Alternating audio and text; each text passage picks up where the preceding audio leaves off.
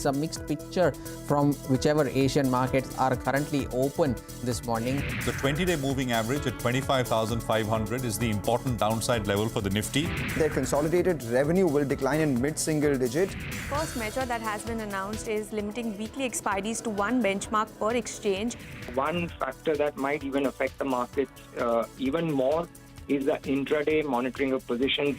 Monday down sharply, Tuesday up sharply, and today it's down sharply once again. Try to be 50, but we should be comfortably at around 48, should be comfortable. That 1/3 of global crude oil production comes in from Middle East, and this is the area that the markets are keeping a keen eye on.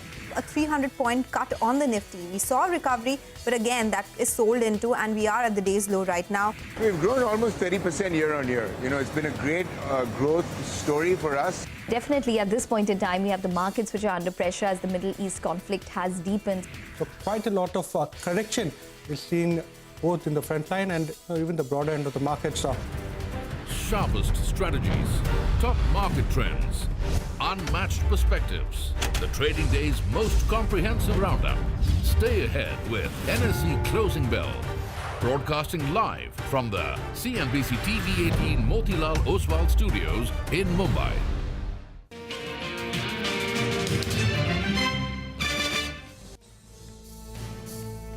Well, that is the day so far, and what a day we've been having on the downside. And, lower and lower levels pushing down as we speak, hour after hour. So we're down 500 points now.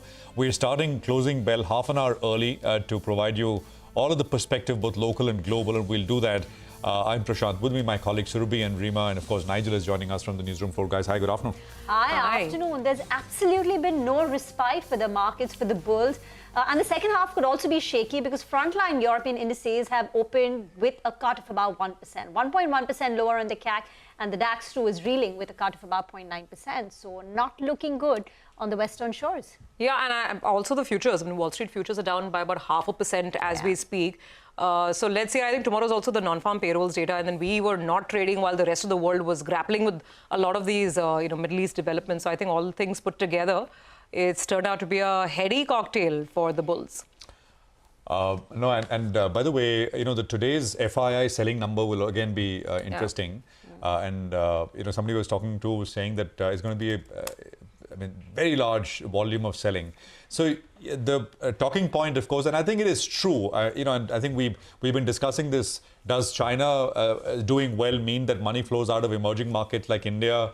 We've kind of got all kinds of views, right? But I think it's undeniable now that because the rally has been so furious and so sudden, and it kind of has, I think, gotten so many people straight away into the FOMO bucket, that maybe there is some rotation, at least in the near term, which is happening. We had Ben Powell of BlackRock with us in the morning, who was making the same point, that maybe in the very short term that is true. Although, the larger point that when EMs do well, everybody gets money. But I think that is for maybe a week down, 2 weeks down. But for now, that shock is underway. By the way, China mainland markets are shut all of this week. Hang Seng is trading, and that is a China proxy. But Hang Seng also at one point during the day was down 5%. I think it closed down about 1.6, 1.7% or so. So that's the sort of quick picture on your screen now. So again, understandable, healthy pause, consolidation, what you want to call, because of the very sharp moves that we've had. Let's welcome in Adrian Movat, who's with us. Needs no introduction, veteran investor in emerging markets. Adrian, great to have you with us here on the program. Thanks for your time. We're not used to 2% down days. We've got one today. What's the big driver, in your opinion? There are two things, and you already talked about some of these in the introduction. At the market fundamental level, we probably got ahead of ourselves in terms of US interest rate cut expectations, particularly as expressed in 10-year bond yields moving as low as 3.7%. The ADP report indicates that perhaps the non-farm payroll that will come out tomorrow morning US time will show a more robust number than we've seen in some of the more recent prints, perhaps something around 150,000. So remember about the context of this is that the economic bears are looking for the increase in the non-farm payroll to continue to narrow as indication of the economy slowing meaningfully. if the decline in the non-farm payroll increases, which is still quite high at 150, stays at this level, then that narrative looks weaker. So the interest rate cutting support for the market may be more modest than the market was expecting a week or so ago. Clearly, situations in the Middle East are escalating. You know, you've had the President of the United States having to make a statement about whether the US would approve Israel attacking Iran's nuclear facilities. You know, so I think just indicative of how rapidly this situation is escalating. We're seeing some impact in the oil markets as well. So we're seeing markets selling off after what has actually been a pretty decent September. Now, within emerging markets, as the gentleman from BlackRock then was indicating, you know, we have got this rotation story where Chinese markets have stood on their tails and are moving up so rapidly that active fund managers who've been underweight China, overweight India, need to address that position. And it is worth highlighting that the Chinese equities that they're buying into are still very inexpensive despite the moves that we've had. And the level of policy support does look very significant. I think it is on par to Mario Draghi when he was heading the ECB, coming out of the GFC into the Euro crisis, indicating he'll do whatever it takes. And in doing whatever it takes, first thing you need to do is inflate the value of financial assets, so both equities and bond markets. That's very important at improving the collateral within the financial system, which takes some of the stress out of the balance sheet recession that's been building in China. So you can overthink this and think, oh, is this really going to fix the economic problems? Don't look at it that way. Look at it as the medicine is going to be good for the stock market. We can answer the economic story a little bit further on. So short term, I think India is under particular pressure because it's been a terrific market, a long-term bull market, big outperformer, positioning is bullish there with foreign investors. They need to sell some of that to buy some in China in order to reduce their underweight, reduce the pain that they're experiencing in underperforming a rallying China. Adrian, hi. Thank you for joining in. You've laid out the various moving parts that impact the global markets and macros very beautifully, whether it's, you know, what happens in terms of Fed rate cuts, the Middle East conflict. But the question is, how does one price in the Middle East conflict? Because there are huge implications for markets like India, the way crude behaves. So when you look at the short to medium term, you spoke about how India has been an outperformer, the overweight positioning is there when it comes to investors. But how would you price in the Middle East conflict from here on? How does it play out in your base case? It's always very difficult. Generally, the story with geopolitical events is there a short-term impact on markets. Now, what you've then got to caveat that statement and look at more recent events, such as Russia's invasion of Ukraine, that caused quite a significant energy shock, particularly in the European community, where the price of gas went up dramatically, which hit the price of electricity. And then you had a fundamental impact which needed to be priced in. I think the issue with crude oil is that it's a very fungible asset, an easily moved asset. It's not like gas, which requires pipes, degasification if you're using LNG. So I think you probably might see a temporary spike in the oil price as the fundamental factor here, even if this is to escalate a bit further. So definitely risk premiums will rise near term. Whether it is a medium-term fundamental impact, I'm not so sure. Adrian, hi, great to have you on the show. And you make that really interesting point. And I think we started this debate right when the Chinese market did that, recoil spring effect as it completely started pole vaulting, 24% up on Hang Seng in the last 1 month. The question is how much more FPI selling? Because anyway, foreign investors have been largely underweight or neutral in best case on India for a long time.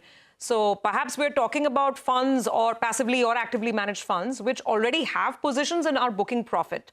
Are you expecting this to really increase in a more meaningful manner? And if that happens, would you expect that whole wave of domestic liquidity to still support the market? I mean, the Nifty is down only 4% from the peak.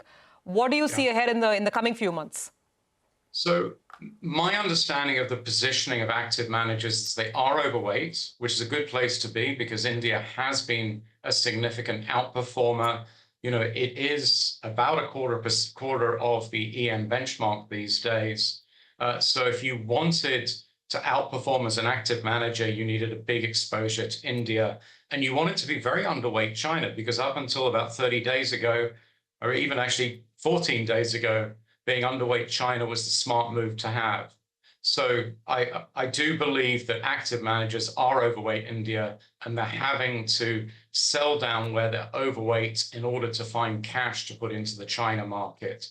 So India is the wrong side of that flow story. Now, it's always difficult to measure the overall size of these positionings. We do get some data from the ETF markets about the positioning of active funds, but it's relatively limited. Hi, Adrian. Good afternoon and good to see you in. So you're pretty clear on that. Since fund managers were overweight India, maybe taking some money off the table and deploying some money into the Chinese market. But with regard to the Chinese market pop that we've seen it before, right? In the last couple of years, we have seen them bounce up and then those markets give it away. Do you think this time around the measures that have been announced are good enough to hold the economy in good stead and in turn boost up the stock market as well? Or do you believe that again, it could possibly fizzle away? So I think we need to phrase it the other way around, that you need to push up the value of financial assets to help the economy. So if your test is, I need to see the economy being better, then don't bother buying China because you'll have missed the rally. So I think the level of policy support this time is very significant. So if we think about the other rallies that we've seen in China, we had a rally in China early in the COVID story because their zero COVID policy did allow them to basically open up the domestic economy. And the Chinese equity markets did extremely well in 2020.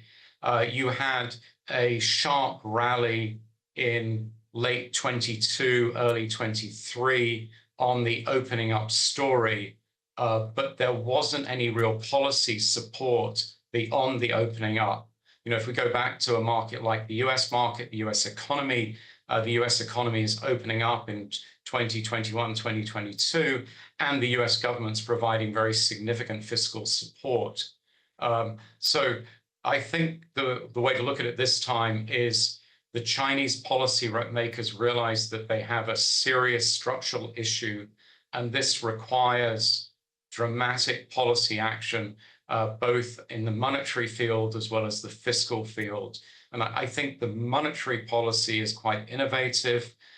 When we look at what's going on with how they're supporting the housing market, making sure the banks have got a bit more capital to play with, these all look like smart, innovative things. And remember, they're doing it against a backdrop of deflationary pressures, which does give central banks a lot more flexibility. If you're not worried about inflation, if you're worried about deflation, we know how innovative central banks can be. And I go back to that Mario Draghi ECB analogy, which was a very, very significant event for capital markets and resulted in many years of risk assets doing well.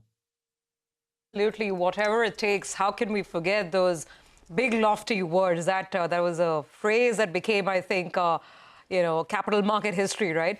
Adrian, but just to go back to the point on India, you explained why the shift is happening, active managers selling down a bit of India and maybe moving that money to China. But the second part of my question was how much more? The Indian market hasn't seen a meaningful correction in, I don't know how long, I think 2-3 years since COVID. So what sort of a correction would you expect in India?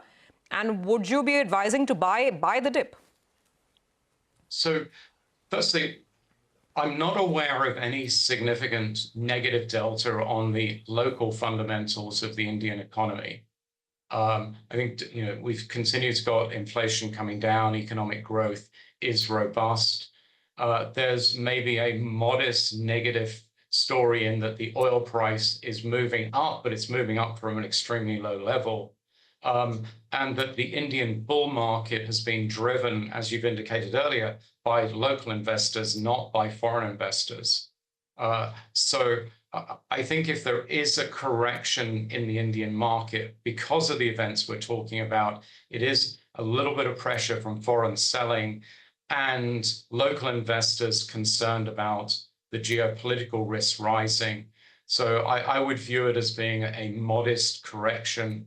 And, you know, there's nothing wrong with a bit of a correction in what has been a very powerful bull market. You know, at best, you're sort of up 20+% year to date. I think it's moderated to around 16 as I look at the sort of international indices. But I think that's fine. Maybe another 5% to go. But I don't see anything in the Indian fundamentals justifying a more dramatic sell-off. Just a couple of rapid-fire ones, Adrian, if you're up for it. You said a couple of times the stimulus in China seems to be very big, but we've not really heard anything concrete, right? Essentially, it's media reports still, international media. On the monetary side, what got people excited is fiscal.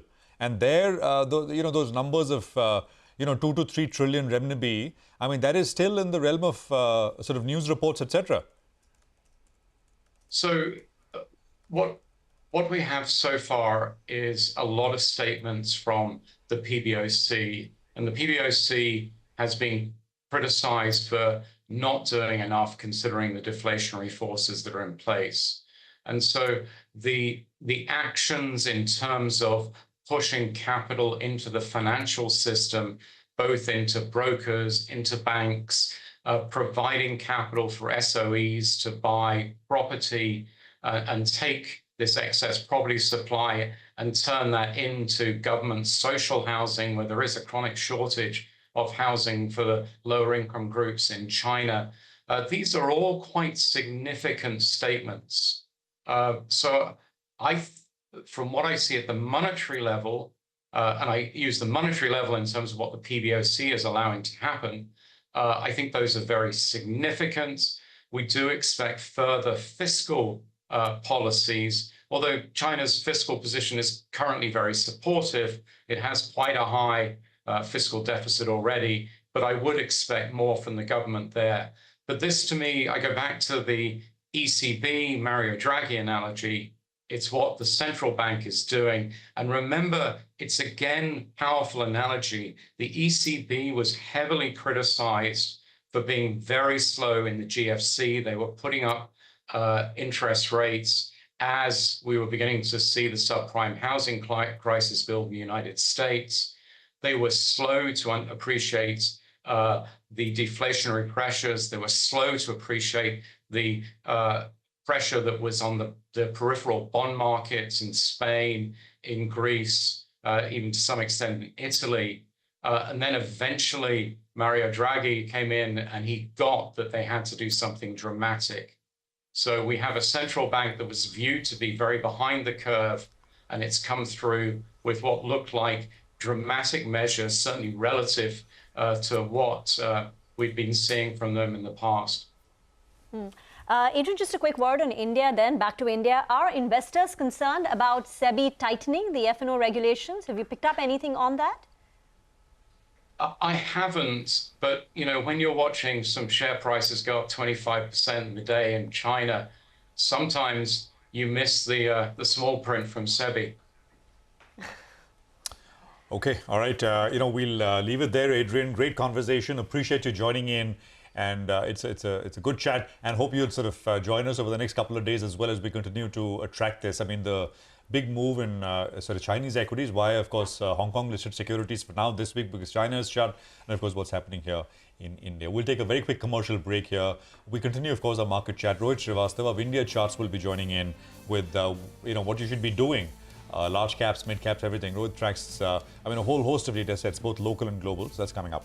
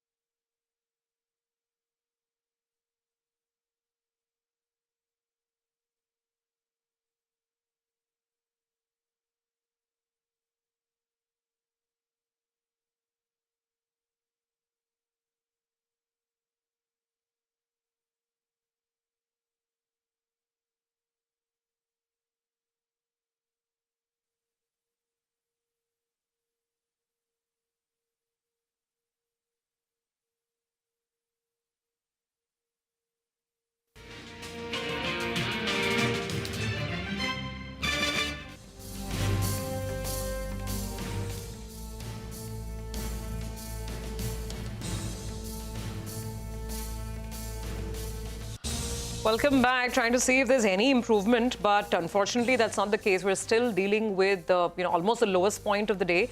25,230 thereabouts is the low, and we're just a couple of points above that. As you can see, it's been a sliding slope all the way down. Look at the India VIX. That's surged in a big way today. I think 13% up last I checked. Yeah, make that 14% right now. So it's been that kind of a session. Rohit Srivastava is joining in from India Charts. Rohit, great to have you on today. You definitely need some perspective because I think traders and investors in India tend to forget what market falls look like, right? We've been in that kind of a market.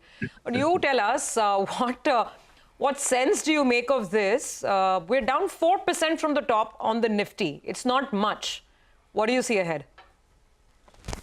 So it's interesting, and we'll have to break it down into 2-3 different time frames. One is the very short term, because we have seen this fall go on consecutively for like 4 to 5 days now, I think starting from Friday. And that puts us in the short term at a very, very oversold condition. The way it's falling, the RSI indicator, for example, is at almost 16.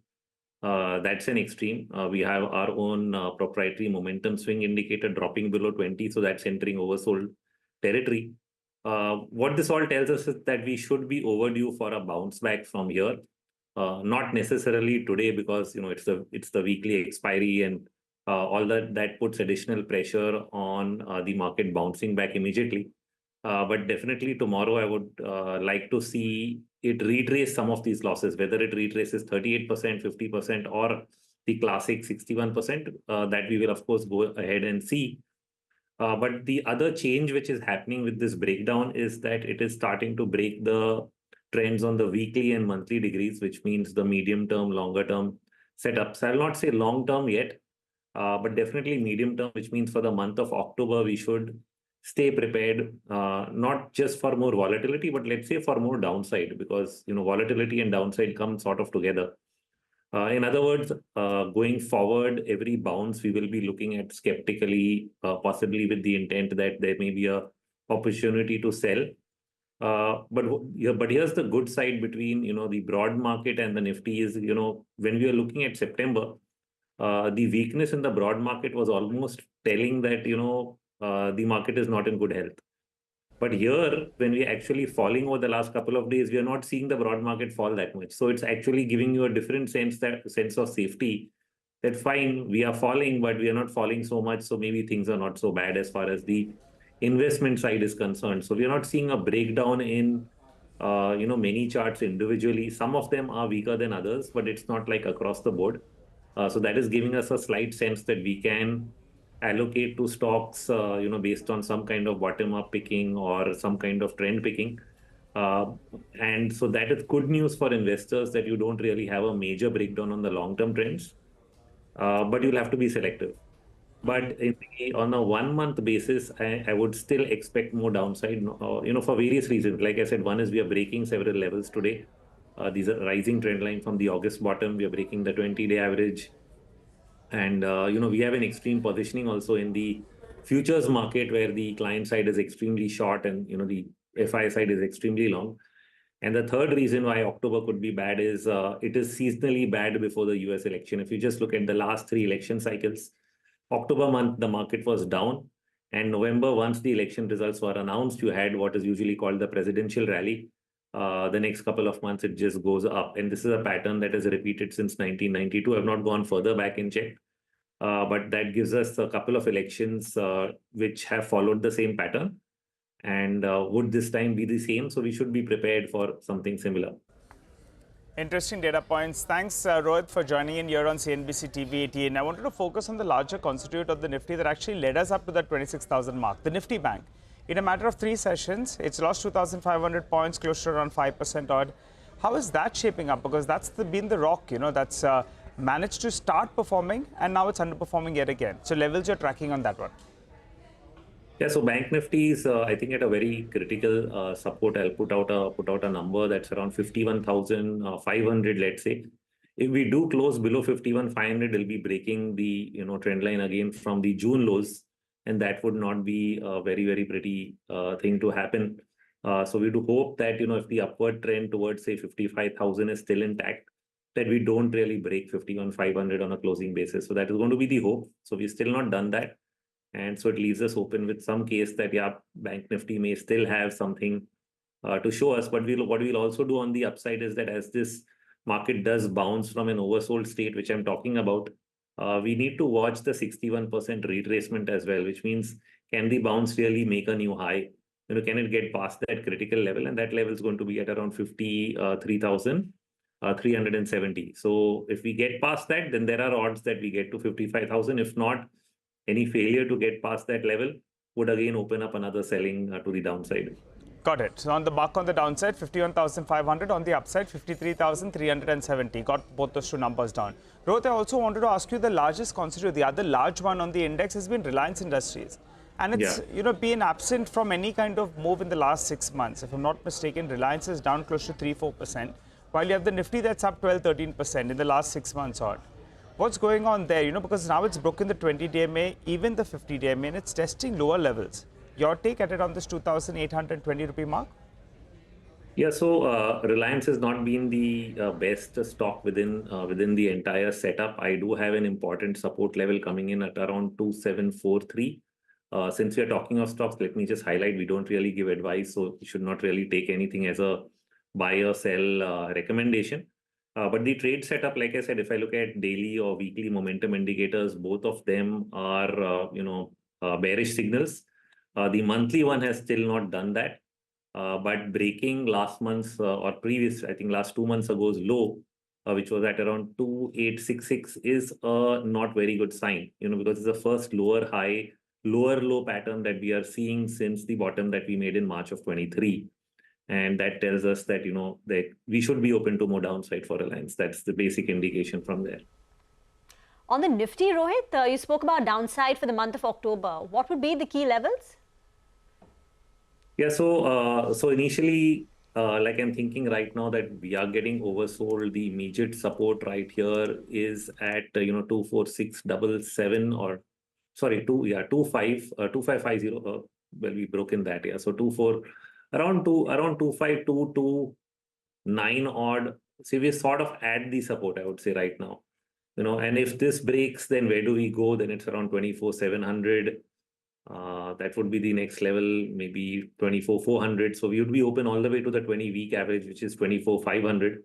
But I don't expect that to happen one way. That's all I'm saying, because if we get oversold, again, we look, just like I mentioned in Bank Nifty, we would look at the 61% retracement of this fall, which comes in closer to around 25,870. And we'll have to get past that if anything new has to happen on the upside. If we don't get past that, we will look at this as a sell-on rise market. There's a flash at the bottom of the screen as well. Lots of viewers have written in, by the way, asking about HDFC Securities and the fact that they're not able to conduct trades, etc., in a proper, seamless way. So these are comments from HDFC Securities. Important on a day like today. I mean, I think unfortunate, but they're saying we are facing intermittent issues with respect to NSE derivative segment, working with our vendor TCS to resolve the issue. So that is coming through from HDFC Securities. As I said, many of you have written in with asking us to try and contact HDFC Securities and ask them what's going on. So that's essentially what's coming through, and we hope the issue is resolved speedily, because on a day like today, you don't want, to be frozen out in that sense. You want to be able to do what you want to do in terms of trades.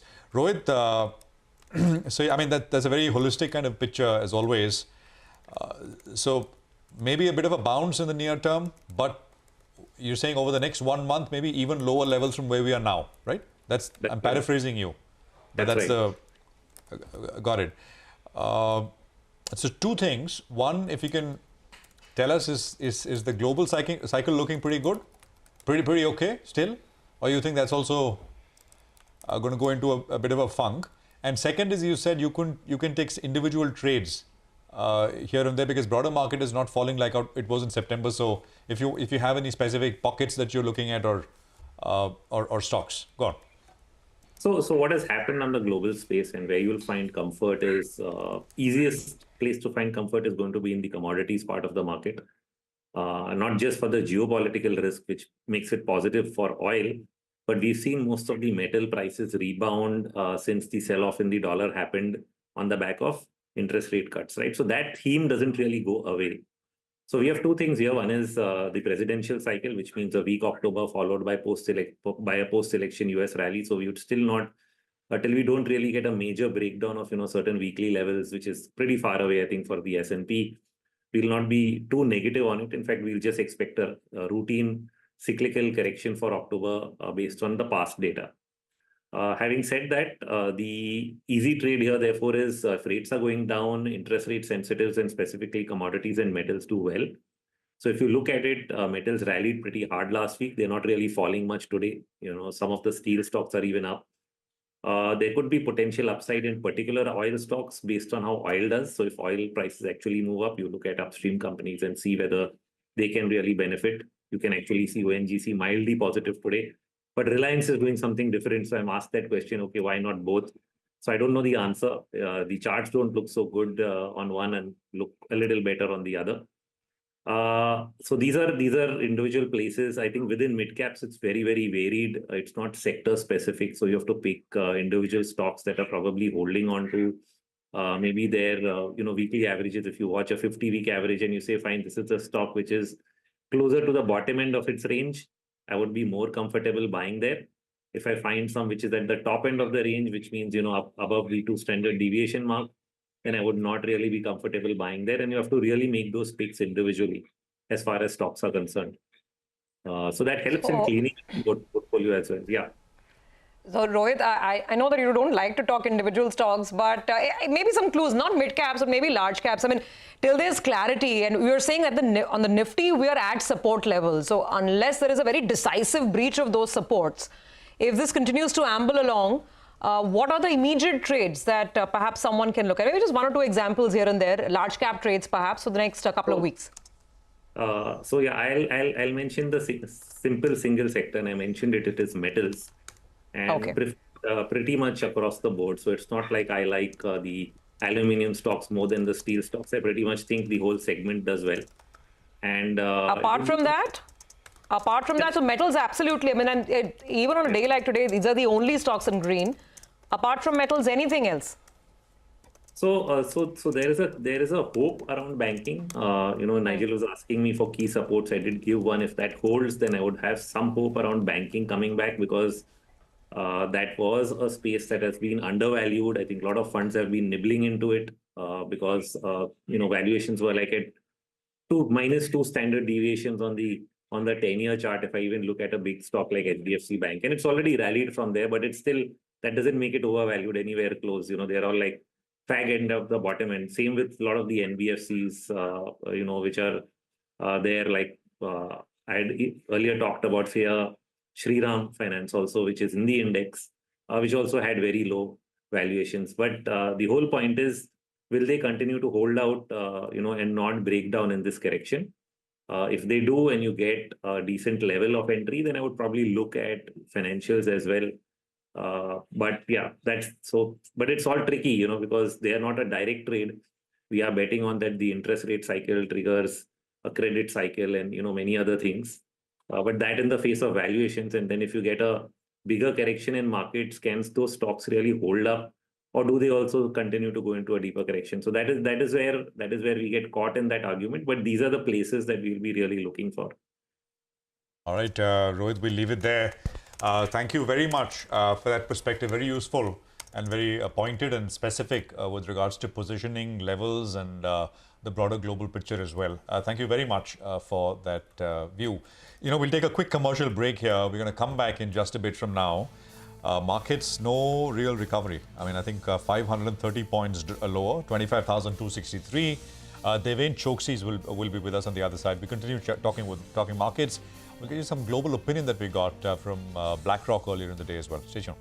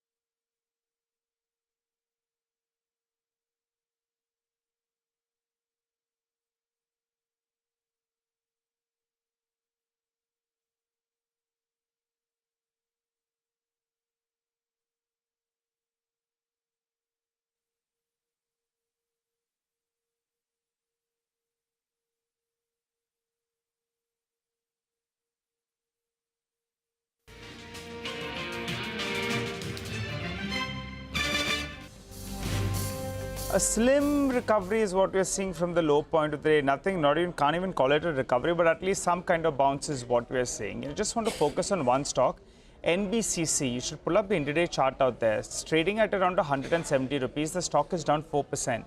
But intraday it went slam dunk, hit 152, and then it bounced. Just take a look at that intraday chart out there. Fair bit of volatility. It suddenly fell close to around 18 rupees and then it bounced back up there. So just keep an eye out on a couple of these counters. Maybe there was a large sell order that suddenly came in there, which explains why this one did that volatile move. Mitesh Thakkar is back with us. Mitesh, it's a down day. You were sounding cautious this morning and you've got it bang on. What's your view at around this 25,250 odd mark? Actually, it's been stronger than what I expected, Nigel. I think, I was cautious. I was looking at a pullback, but then this fall has been much more stronger than what I thought it would be. One, there was, good support around this 25,400 mark. 25,400, 450 zone, which is where a couple of averages were converging. I think we've just sliced through that. So that makes me slightly worried. And the Bank Nifty fall also, if you look at it, it's about now 1150 odd points. And the structure remains negative. So the Bank Nifty possibly, there's mild pivot around these levels of 51,700, 51,710 zone, and we are just about 50 points away from that. So if that breaks, then it'll be a worrisome thing for me. So I think, the markets, even if they recover now, I think what will be important is that today's gap also becomes a significant hurdle, because from the highest point of the day, which is 25,639, we are roughly about 400 points lower.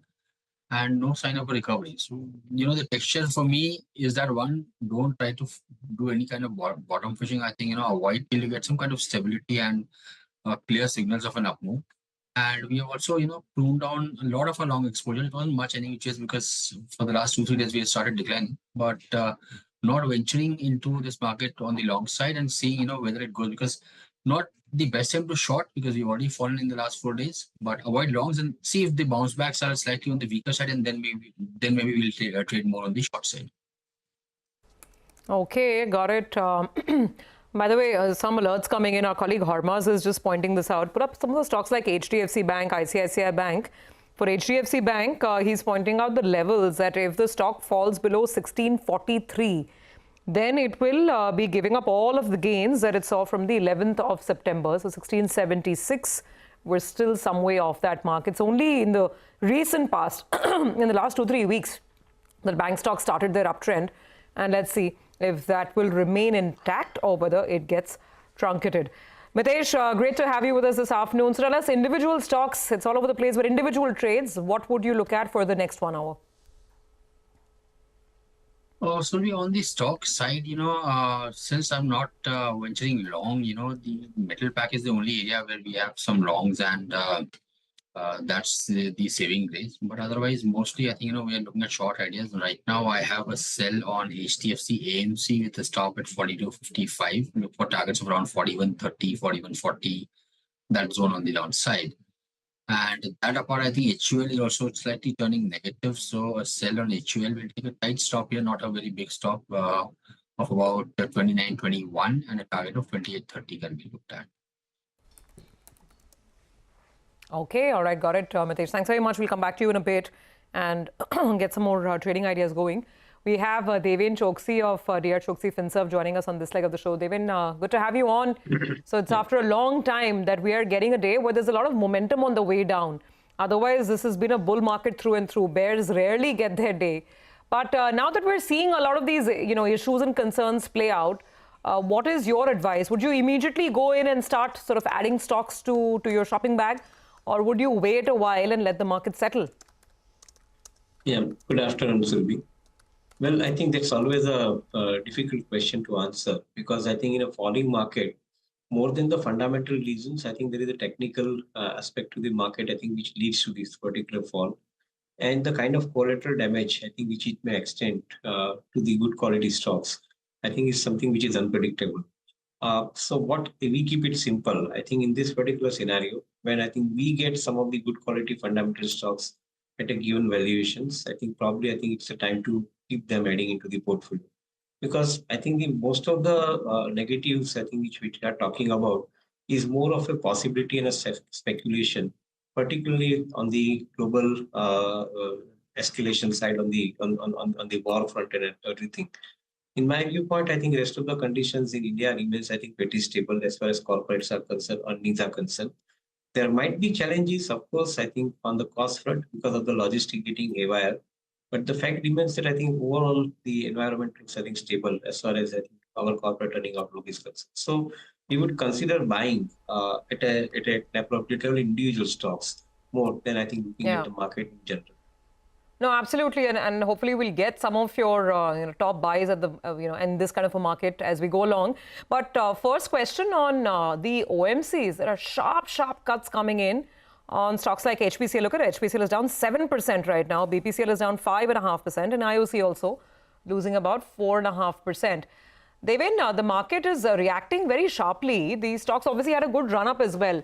Now, the whole narrative has changed, right? Till Monday, we were talking about how on the marketing side, they're very comfortable. They're making a lot of windfall gains. And now there's so much of uncertainty with the rise in crude oil prices. OMCs, do you like them, dislike them? Would you buy?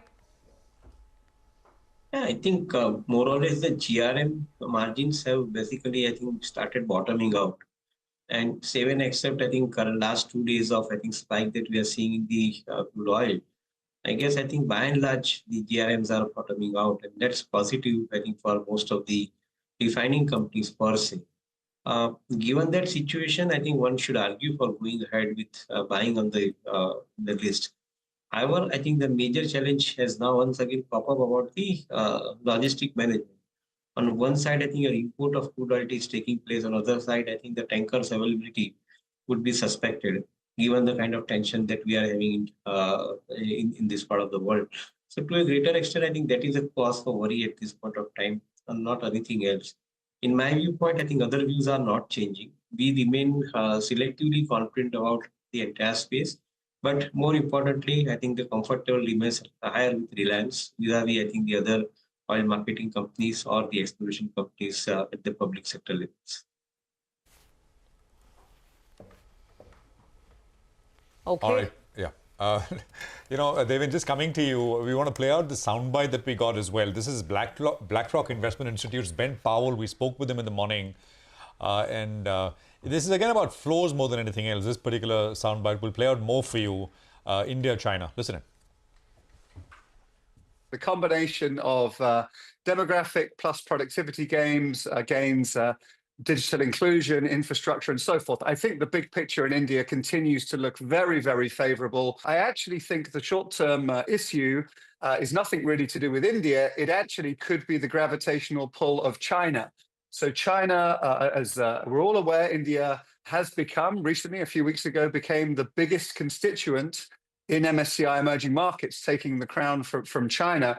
And that's great, right? We've all enjoyed that. But I do think if China is going to follow through on its stimulus promises, which we may see as soon as next week, it's quite likely that some of the money that global investors have put to work outside of China, be that in other emerging markets or other parts of Asia, probably gets pulled back into China. So I think there might be a little bit of a headwind, really nothing to do with India, but to do with global capital flows moving back into the world's second largest economy. Okay, that's an interesting opinion coming there. By the way, one of the big, pockets which are, under pressure today are Dabur and many of the other companies where you have this beverage portfolio. So something like Varun Beverages is down 4%, Tata Consumer Products is down 3.7%. So these are the stocks impacted by Dabur's Q2 commentary. Devin, comment on Dabur and what they had to say, and is there a broader read-through for the FMCG sector, the kind of impact we would see on account of floods to demand, etc.? Generalization won't help actually at this point of time. In selective pockets, I think there could be some situations where I think some disruption may take place because of the supply chain logistics. But beyond that level, I think that overall demand scenario remains, I think, pretty comfortable for home care products, for personal care products in the FMCG, or even the food category of products within the FMCG basket. So where Dabur is operating, I believe that I think most of the category of products, I think, are going to see the steady demand continuing. At the same time, I think in these festive months, you are likely to see the surge in the spending. So certainly, I think that is good news for many of the FMCG companies. And fortunately, the favorable pricing scenario on the input side is definitely helping protect margins also. So selectively, we remain confident about the business environment. Of course, most of the things are in price. In the last few weeks, I think the FMCG companies have had a good run. So from that perspective, most of the positive news are already in price, as I would like to add it. All right, Devin, I wanted your view. Sometimes these weak markets gives you an entry opportunity, and one of those outperformers has been Mahindra and Mahindra. They're guiding for better times in the second half of the year with regard to tractor sales. And in the first 60 minutes itself of the openings of bookings for rocks, that's the 5-door, they had got bookings of around 1.76 lakh. Wow, within 60 minutes. What's your view on the stock? Seems, most of their launches are being met with a very good response. Yes, absolutely, Nigel. I think if you look at last 2 years of launches that they have done and the kind of booking that they have created, probably I think they have been sustaining this particular move on every successive launches that they do. It's a good comeback, I think, as far as I think their portfolio of passenger vehicle products are concerned. One would tend to remain bullish about M&M per se, given the kind of visibility that you get. And comparatively, they face less amount of pressure on discounting side of their vehicles. At the same time, I think the tractor business, which is up till now, I think not contributing enough, is expected to contribute better because of the good monsoon in almost all districts, I think, where the rains have been, I think, on a positive side. So from that point of view, I think we are likely to see a better demand scenario emerging for the tractor and the farm business as well. So both the portfolios likely to show relatively better performance going forward. Okay, all right, Devin, thank you so much for joining in, giving us perspective on the market. Appreciate you making the time, and we look forward to the next conversation soon. We'll take a break. On the other side, we have with us Varun Goyal of Mirae Asset Investment Managers to get some more views on how you navigate this fall and what should portfolio positioning look like now.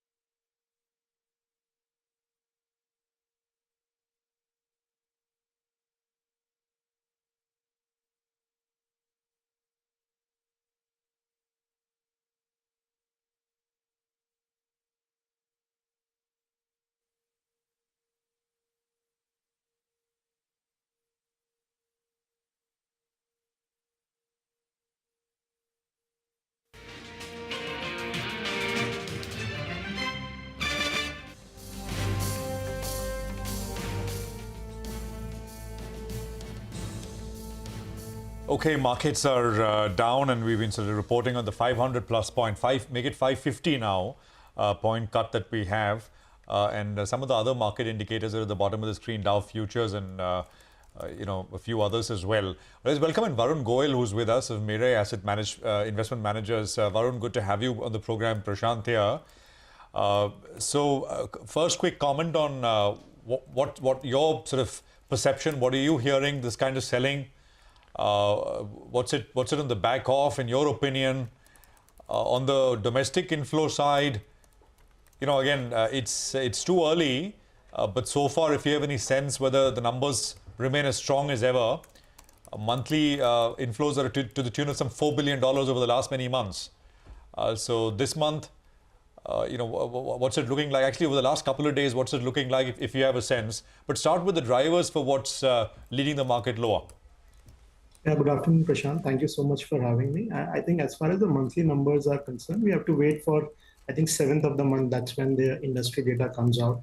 I would not have any latest data that I would be able to comment on. But from broadly what we have been seeing, the domestic inflows seem to be on track.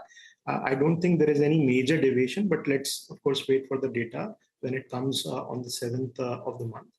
Broadly, I think if you look at the valuations, we are trading at around 20 times FY26 earnings, which is around 8 to 10% more expensive than the historical average. So I think a 5-10% kind of a correction, if it happens for geopolitical reasons or otherwise, could help take away some froth from the market and make the medium to long-term outlook more attractive. So as such, we would not be too concerned about what has happened in the last few days, and hopefully the medium to long-term India growth story and the earnings outlook remains largely the same. So is that the view that from the top, obviously no one can forecast, but it's possible we get to between 5 to 10% kind of a pullback? We perhaps get that? So we don't know, of course, Prashant, we need to monitor the geopolitical developments very closely. And of course, just to add to that, if you look at the domestic data points, they have been little on the soft side. The high frequency data in terms of GDP growth, the PMI for manufacturing services, auto sales data.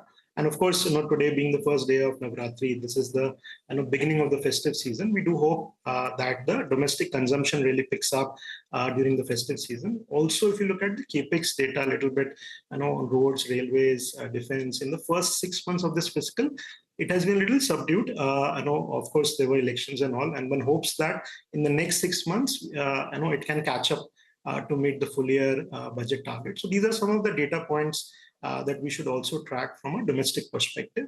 I think as far as earnings are concerned, FY20 to 24, we had almost 18 to 20% compounding in Nifty. Going forward, at least for FY25-26, our expectation will be a little more muted. Maybe 10 to 13, 14% kind of earnings CAGR from this point onwards looks more likely, and that is how we should be looking at the market. Varun, hi, afternoon. You said that how some of the high-frequency domestic economic indicators are a bit subdued and tepid. So how are you positioning yourself in your portfolio? Are you positioning that the domestic economy continues to remain a bit subdued, or are you penciling in a pickup in the second half of the trading session? Because you have been bullish on some sectors like travel, tourism, hotels, etc. So what's the expectation on the domestic front for the next 6 months? Yeah, good afternoon, Rima. So I think, I was just mentioning that some of the recent data points have been a little subdued. One definitely hopes that the festive season is good and the growth really comes back.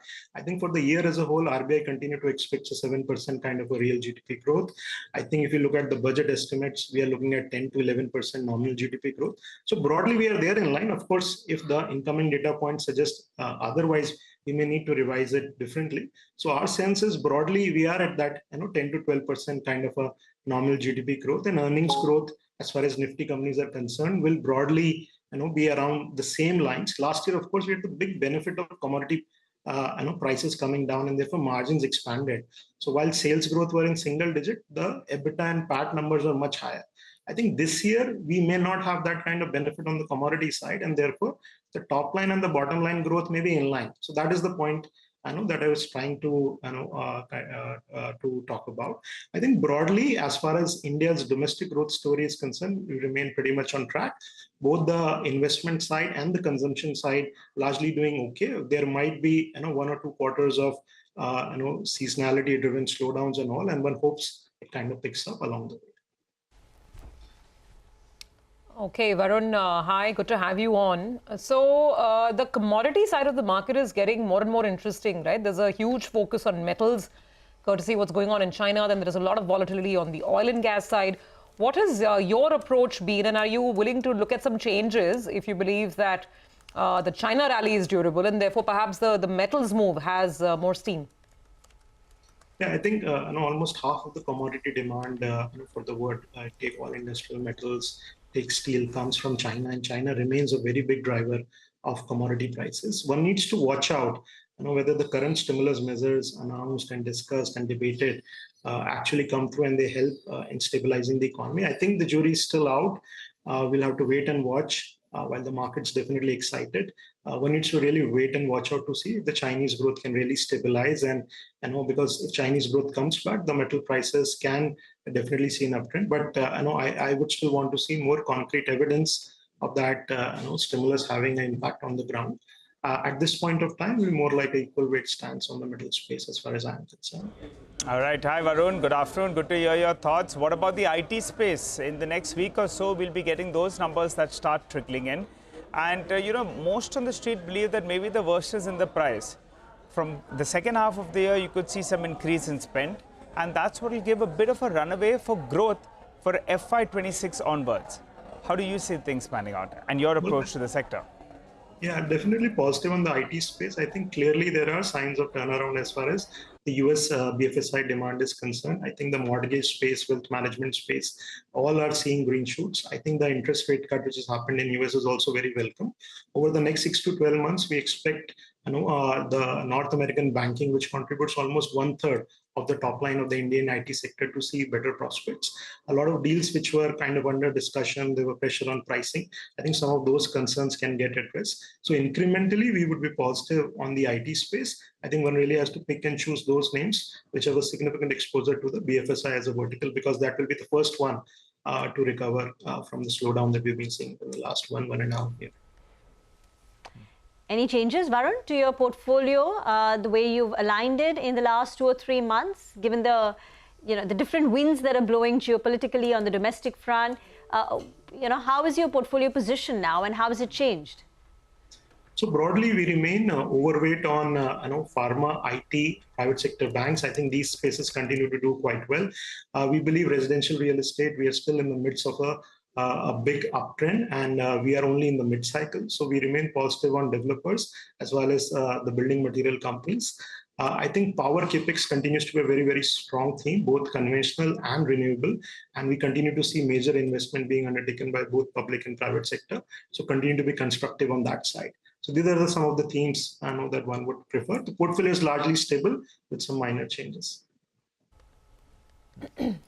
Okay. Varun, just a quick, just to sort of tie in the earnings bit, overall, right, across your analysts that you've spoken with, Q1 was, a lot of companies said, well, there was that heat wave and there was elections, etc., which marred numbers. But Q2 also, across sectors, generally, sense is that it's going to be not such a great quarter.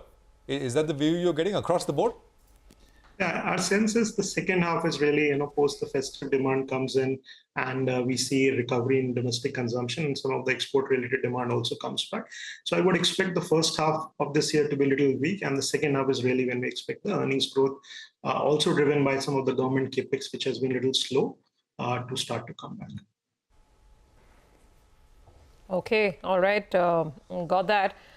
Varun, on the capex side, because even before we got into this volatility and this whole global fall, in any case, the market was undergoing a bit of a texture change, right? There was some profit taking in capex plays and PSUs, and we saw that money start rotating back into areas like banks, financials. So have you been tweaking portfolios accordingly as well? And what is your own stance on financials, especially capital market plays? Look at all the policy moves that have finally happened, and stocks are reacting in a very interesting way. Yeah.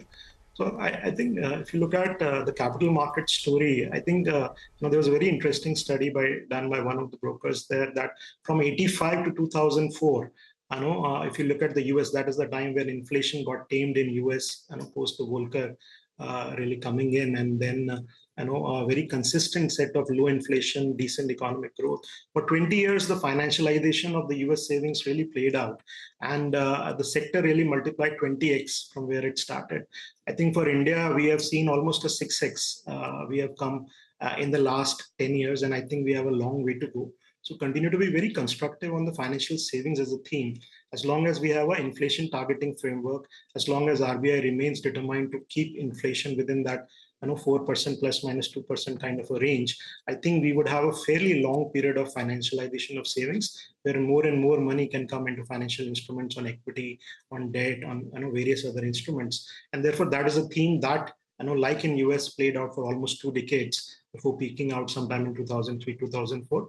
I think we are still midway, and we have a long way to go. Right. Varun, Mirai has a China fund as well, right? It's a FOF? So we do, but Prashant, I would not be able to talk on that. I'll be happy to connect you to the right person for that. Okay. All right. No, fair enough. I was just checking whether that is seeing any. No, we do have. Yeah, yes. Yeah, absolutely. We'll leave it there, Varun. Thank you very much for your time. Appreciate it, and good speaking with you as always here on CNBC. We'll take a break. We're back, and we do a quick check on what's happening with dealing rooms. D Street Chatter with Nimesh coming up. We'll get you all the going-ons in dealing rooms and all the sort of gossip and buzz. Of course, after that, we'll also welcome in our technical analyst for some trading ideas. Stay tuned.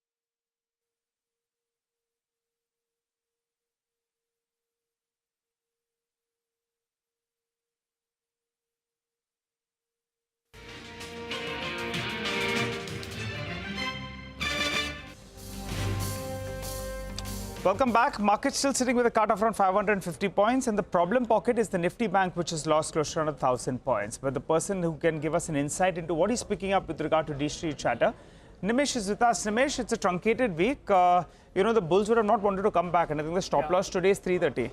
But tell us, what are you picking up in D-Street chatter? Well, it's largely a global risk off, which is putting India also under pressure. But today's and it's largely backed by large FI selling as well. We saw on Monday, we saw on Tuesday. Again, there is a very large sell-off. Is what I understand. Imagine the buy-sell ratio at FI desk is nearly 1:3. When I mean one buy and there are 3 sells. So that's the kind of intensity which is there within the FI selling. And even that is largely in the large cap names. Look at the fall in the large cap names like Reliance, HDFC Bank, ICICI Bank, Kotak Bank. That's where the pain point seems to be. There is passive selling happening. And maybe one reason to explain is that maybe the money is moving out of India to China. So that's something which potentially is playing out, and we'll further see that once China reopens on Monday. And we spoke about it, right? That's the potential risk for India, at least in the near term. So that's playing out. I think barring metal names, there is selling across the board today. And that explains, Nifty, Bank Nifty, mid cap, small cap, all the indices are down nearly 2%. Yeah. Having said that, a couple of things to watch out for. We are very close to the crucial technical level of 25,200 on the Nifty on the downside. So we are pretty much around that. And also, if you look at intraday, the PCR followed was almost at 0.7. We're now at 0.75 odd. Normally, we've seen markets bottom out around 0.7 on the PCR. So that needs to be taken into account. Yes. Closer to the technical level, so watch out for that as well.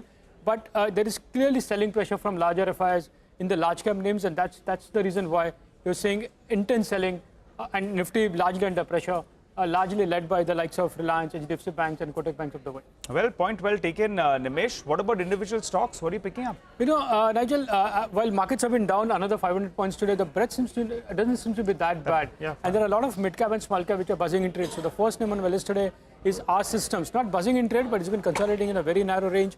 But now I understand there's going to be a very large block in R Systems very soon. I'd spoken about it a couple of weeks back as well. There is one large NRI investor who owns close to 29%, and he can potentially sell around 10%. So that's the buzz that I've picked up in our systems. The second name is Strides Pharma. That's been buzzing in trade almost at 52-week high.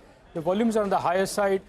It's been buzzing largely because one of the subsidiaries of Strides Pharma has recently raised close to $100 million from very large influential investors at a very high valuation. So that explains a big up move in Strides Pharma of late. The third name is EPAC, a recent listing.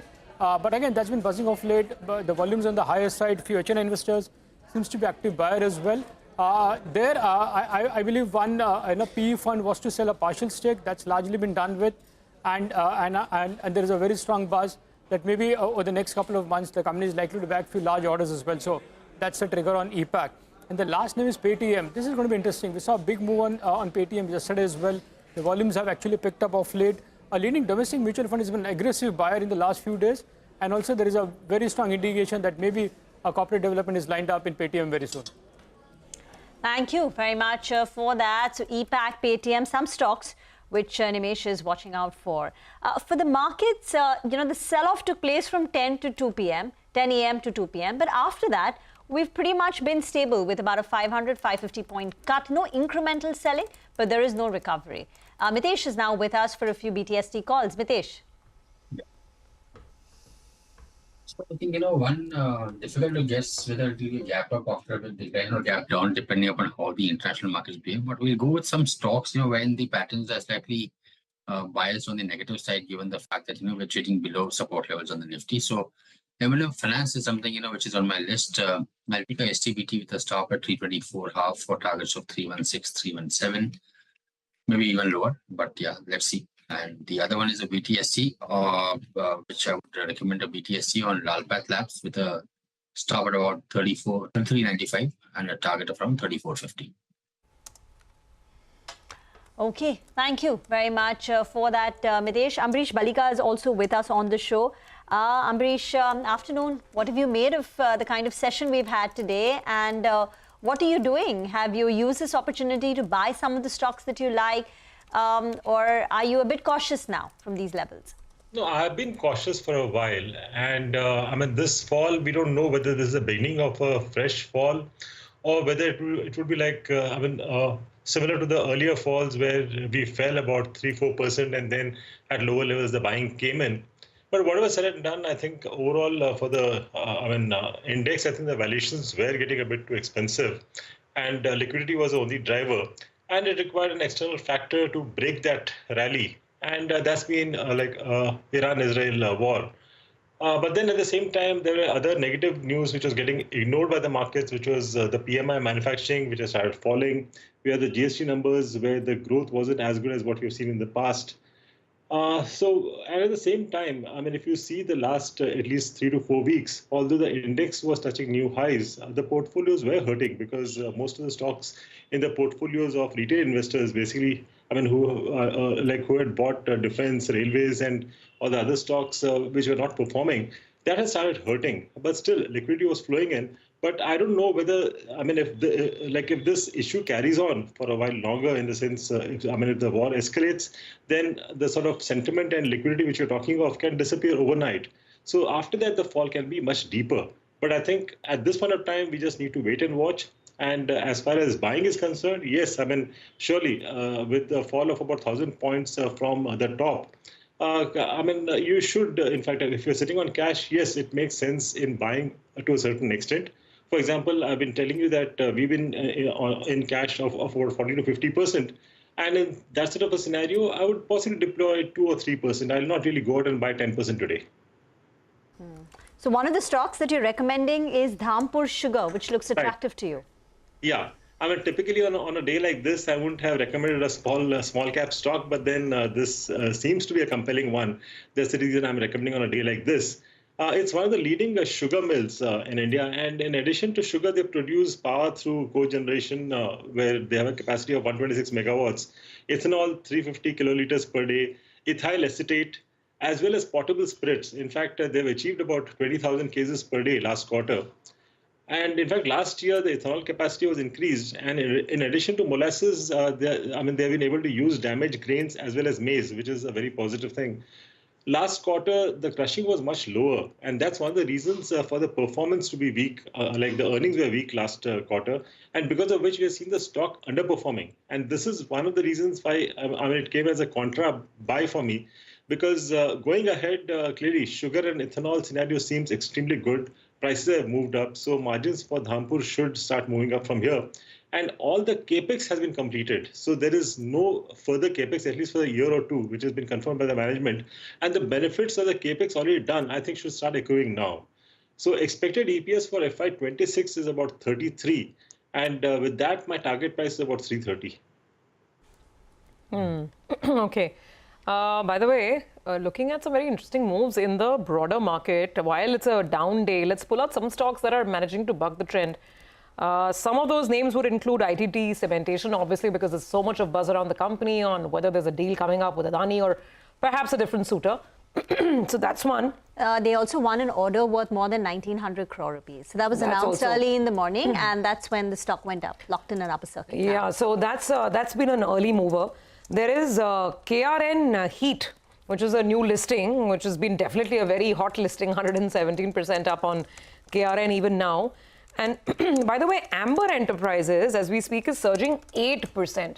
There's been some buzz and chatter that is there some rub-off effect because of the kind of valuations in the interest that KRN has generated in the market. They're into the business of heat exchanges and management of heating systems and cooling systems, actually, for a lot of industrial applications. Amber obviously has a very big room air conditioner market. So I'm not sure if there is any immediate parallel, but something that the market wants to believe or is sniffing for sure. 7.5% up on Amber. Just very, very quickly, Ambarish, any thoughts here on Amber or today's listing? I see. In fact, Amber, we've been positive for a while because if you see, they have one of the largest market shares in room ACs, and where we have seen the demand continuing to increase because it is no longer a luxury; it's a necessity, especially in Tier 1 and Tier 2. So clearly, I think Amber will still see further up move. And the other stock which we discussed about was ITD cementation. Frankly, this was my pick for the day today. But then I had to drop it after the stock moved up 100 rupees, and that's why that's the other reason why I came up with Dhampur. My original pick for the day was ITD cementation. Clearly, the way the order flows are happening, 18,500 crores of order book, and in fact for the current year, the expectation for the next 12 months is that 10,000 crores of order flow. In fact, here I have a price target of about 712, but then it didn't make sense. I mean, giving the call at 645 and saying 712, so that's one of the reasons I dropped it. Okay, Amrish, to stay on, we need to slip into a very short break. We'll come back in about 9 minutes left for markets to close. It's been a painful session. The Nifty is around 25,250.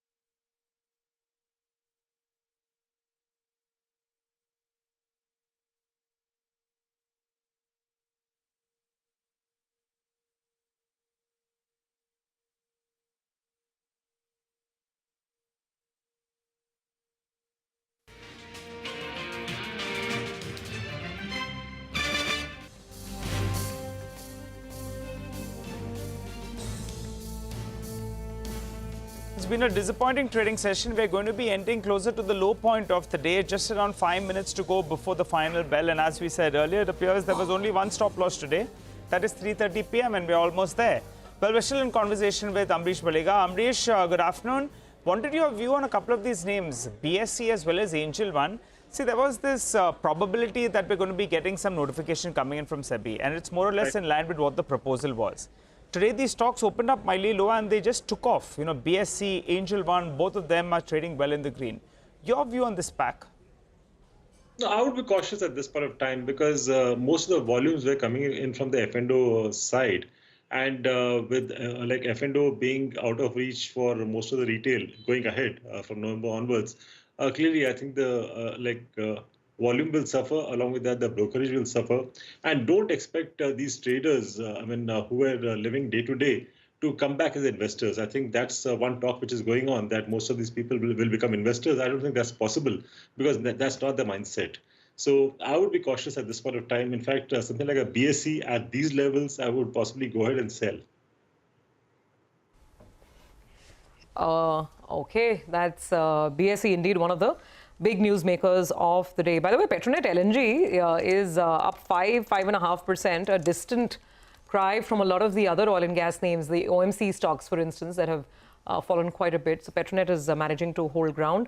And as we are finally closing down, if we talk about some of the key losers, where the profit taking has come in, DLF, PFC, these are some of the weaker names. Amrish, finally a word on Dabur, because Dabur has kind of, taken the market by surprise by talking about the possibility of revenues falling when we're talking about a rural revival. What do you make of it? I think, it's fallen because of the management commentary which had come about, the weak possible sales.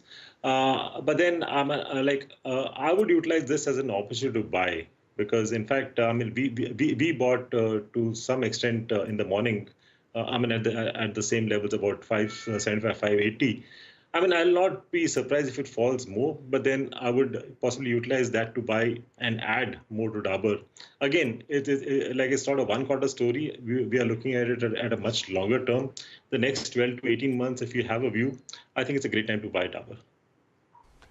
Okay, Amrish, thank you very much for joining in. We're wrapping up Thursday's trading session, and we're ending with a cut of about 2%. Global markets were in a tizzy because of rising Middle East conflict, so that weighed on sentiment. Brent crude prices have crossed $75 per barrel. Added to that was the SEBI curbing the F&O regulation, making expiry just once a week for NSE and BSE, so that hurt sentiment on the side. So lots of factors at play, and by the end of it, the Nifty and the Sensex down 2%. The Nifty ending around 25,250, more than 500 points lower. The Sensex down 1,700 points. Advanced decline ratio stands at 1:4. More than 2,000 stocks declining, ending in the red, with the mid-cap index down over 2%. All the sectors ending in the red. I think metals tried to put up a bit of a fight, but by the end of it, I think metal index too seeing a little bit of a downtake. But the sectors which took it on the chin today were Realty, so that's down 4.5%. Banks continue to get hit. The Nifty Bank is down for the fourth day in a row. Autos, oil and gas, PSCs also under pressure. Absolutely. So those are some of the key trends that played out. Just to continue, some of the names that we were highlighting where the profit taking was very, very visible. Look at names like Cummins, 5% down. Dabur, we've discussed. DLF has lost almost 6% as the market's closing down. A couple of the wealth managers, 361, Novama Wealth. These are stocks on the lower side. KFin, down about 6%. So a lot of the market infrastructure plays, capital market related plays, and the